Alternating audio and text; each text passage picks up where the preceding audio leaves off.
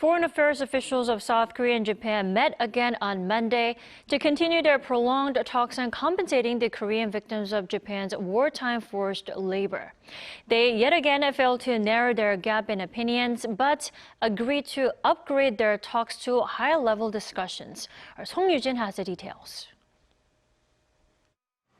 South Korea and Japan held working-level talks on Monday to discuss the issue of compensation for Koreans who were subjected to forced labor during the Japanese colonial period. The 3-hour-long meeting in Seoul between Seo Min-jung, the Director General for Asia and Pacific Affairs at Seoul's Foreign Ministry, and her Japanese counterpart ended without agreement over the thorny issue. Speaking to reporters after the meeting, Seo said each side had different opinions.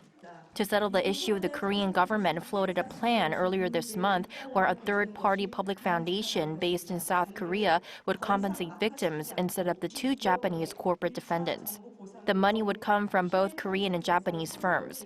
Back in 2018, South Korea's Supreme Court ruled that Japan's Mitsubishi Heavy Industries and Nippon Steel Corp should pay damages to the victims.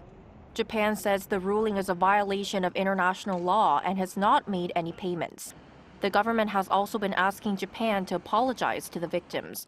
But according to Japan's Kyodo News, Tokyo said it will consider an apology if the Korean government finalizes the compensation plan.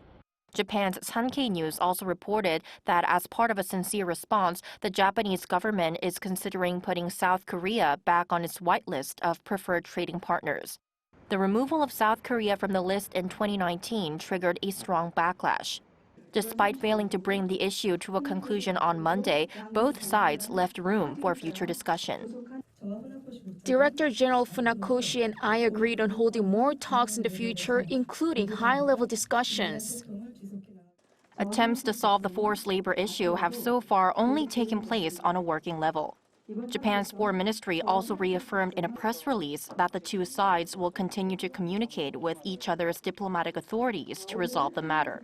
The two diplomats last met 2 weeks ago at Japan's Foreign Ministry in Tokyo. Yoo-jin, Arirang News.